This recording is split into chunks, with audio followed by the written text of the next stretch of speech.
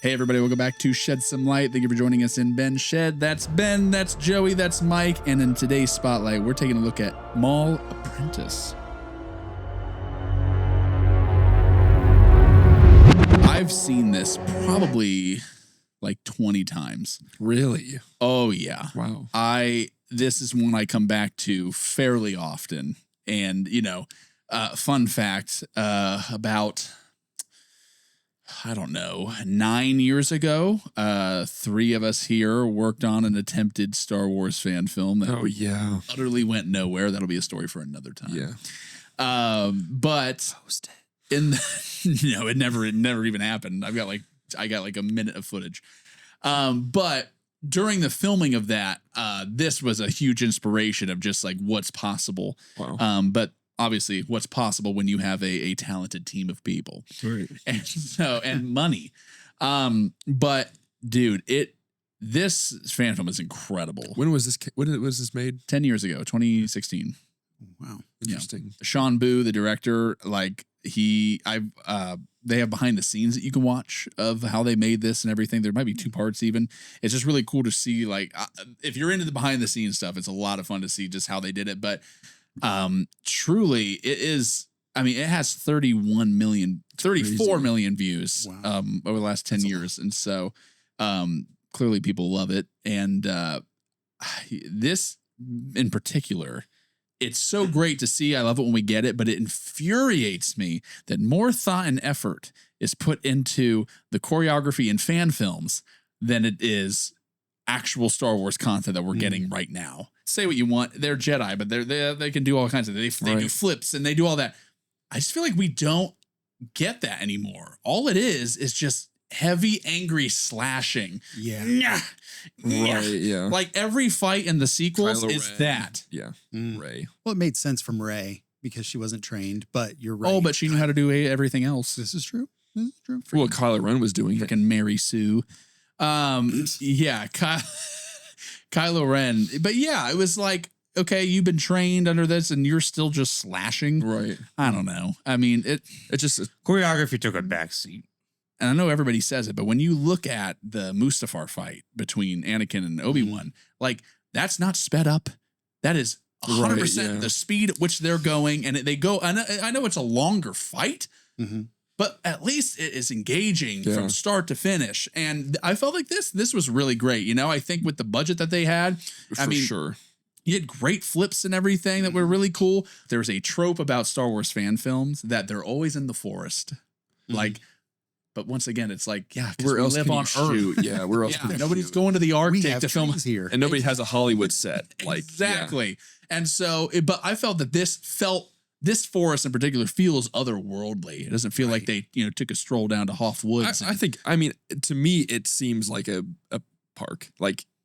Really? Yeah, just like with the cliffiness and stuff. Like maybe the scene of them in the hills field a little bit. Maybe them in the field with the building in the background and stuff maybe would seem like like when they moved to the beach. Out of place. Yeah. But the forest fighting. Alum Creek. Yeah, right. That was real sand. Yeah, that's true. For all you Columbus natives, you know what we're talking about. During the fights, obviously they have the Force. I feel like they're not utilizing the Force. Like these fights could have been over so much faster if Maul just used the Force. It felt like he was toying with them though for the majority of it, where he was like, I could, especially in that final fight, he could have ended her immediately. That's what I mean, though. I felt like he didn't want to.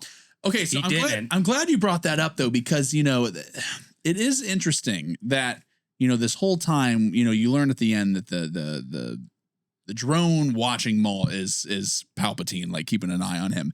It makes it. Why do you think that he? He's training was him. hesitating to kill her? I felt like his hesitation. I've never seen it before, so this was my first time watching it.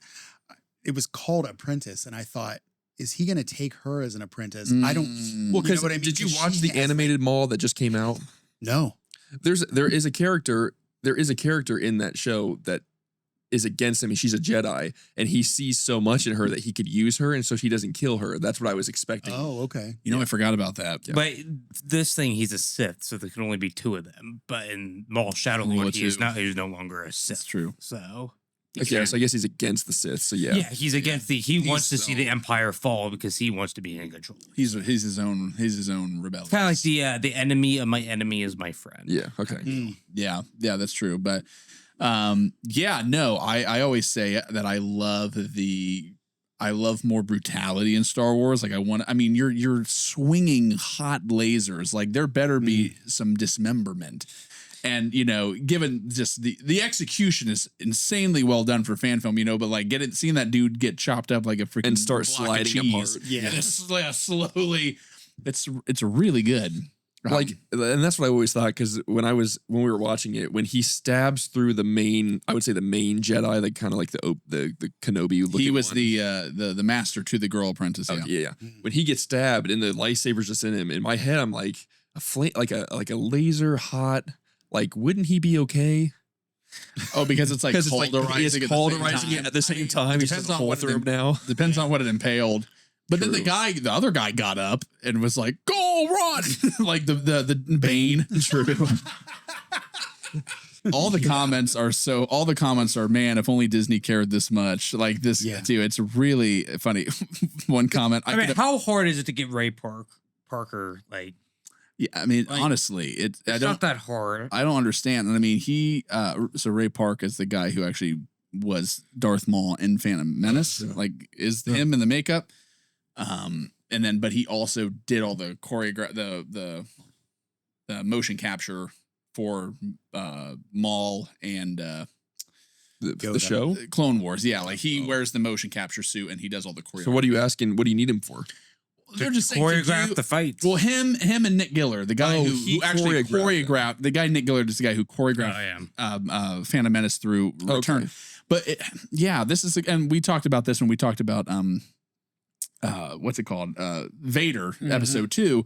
And that, like, what does it say when you've got these people who did choreograph those types of things that are hopping on a YouTuber's fan film, right? And it's just, well, but it goes to show, like, does this go back to like the whole CGI argument where you don't get good CGI anymore because people don't want to put the money or the effort into it? So now the choreograph is going to go down because people don't want to put the money or the effort into it. I can guarantee that's what it is. Yeah, I mean, they're cutting corners to make money, and you're not getting a very good product out of it. Mm. It's like going to McDonald's expecting you to have a 5-star burger. You know what I mean? That's true. Yeah, like a manufactured. Yeah. At this point, that's kind of like the same formula they're using. They're just going for the like in school, like can. I just want to pass. That's all That's all. Exactly. Yeah. We just but it's really unacceptable because you own the largest IP in the history of the world. Like, there is absolutely no reason that you shouldn't be giving us the absolute best of everything that we make. And I think, honestly, we talked about this a little bit ago. I think the shows are a big problem. They are. I think it dilutes a lot of I think it what could it be, is. I think it could be so good. I think a show could be amazing for that universe because there is so much to explore. But don't focus solely on the shows. Focus on the movies and then have little branching shows that could explain other areas. And I mean, so like the Jimmy Olsen of Star Wars. Yeah, like to lean away from that and like focus on the movies. Yeah. That would be the good. But no, I love this one. This is one I always love to watch every so often and come back to. It's a lot of fun. And I don't seek it out, but if it pops up, I'll throw it on. But yeah, this was my first time watching it. I'm glad you guys showed it because I do like the choreography. It was a really long fight scene, and just the time that it must have taken to put that together. Oh yeah, and some of the shots too. I really appreciated the creative ways that they like. It was like drone shots. Yep.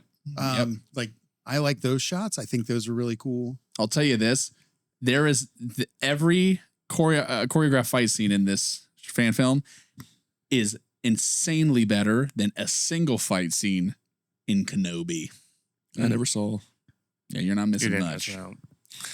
That was one of the, we'll talk about Kenobi at some point. Man, let me tell you this. I don't think I've ever been more mad at Star Wars than I was when we were watching Kenobi. Well, it was supposed to be a movie. Was that the first show that came out? 3 movies. Was that the first show that came out? No, it wasn't the first show. First show that came out was Mando. And then Kenobi was after that. No. Boba Fett. Mando's one of the. I mean, Obi is like one of, if you want to quote unquote newer. No, I thought Kenobi was one of the first ones they announced next to Mando. Mando came out, and then I think season 2 came out. Book and of then Boba Fett had Book to of have Boba came out, Fett yeah. Well, Boba Fett came after season 2 of Mando. Yeah. And so Mando Yeah, was because it was Mando's season 2.5. 2.5. Yeah. Well, Kenobi has so many problems, and we'll get into that at some point. But What do you think about the Force like being visible?